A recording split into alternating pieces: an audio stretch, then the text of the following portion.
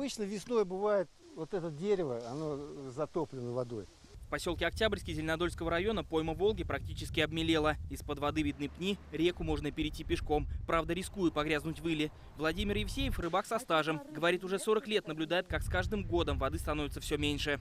Каждый год вода уходит.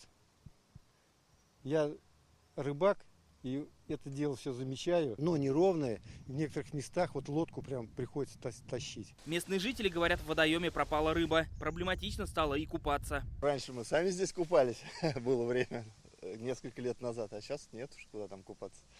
Из-за обмеления как-то все это ил здесь снаружи. Такая ситуация по всей республике. Вода в Волге ушла настолько, что открылась старинная булыжная дорога, которая соединяла Казань с Верхним Услоном. Такое уже было в мае 2019-го. Сейчас уровень воды в Куйбышевском водохранилище 51,5 метров и постоянно снижается. Нормальное его значение должно быть 53 метра. Сложившаяся гидрологическая ситуация связана как с ранним приходом весны, ранним половодьем, так и с критически низким уровнем осадков на всей территории Волжско-Камского каскада водохранилища. Постоянный сброс из Куйбышевского водохранилища необходим для обеспечения водой регионов страны, расположенных ниже по Волге. Это многолетний нерешаемый вопрос. Эксперты сравнивают сегодняшнее обмеление водоемов с 2010 засушливым годом. Тогда к концу осени уровень водохранилища упал до 49 метров. Это критическое значение для навигации. Если так вот делать долгосрочные какие-то прогнозы, если ничего не изменится, то у нас вероятнее всего будет картина такая же, как в 2010 году. Сейчас все малые реки в пределах Республики Татарстан перешли исключительно на грунтовое питание. Это происходит в период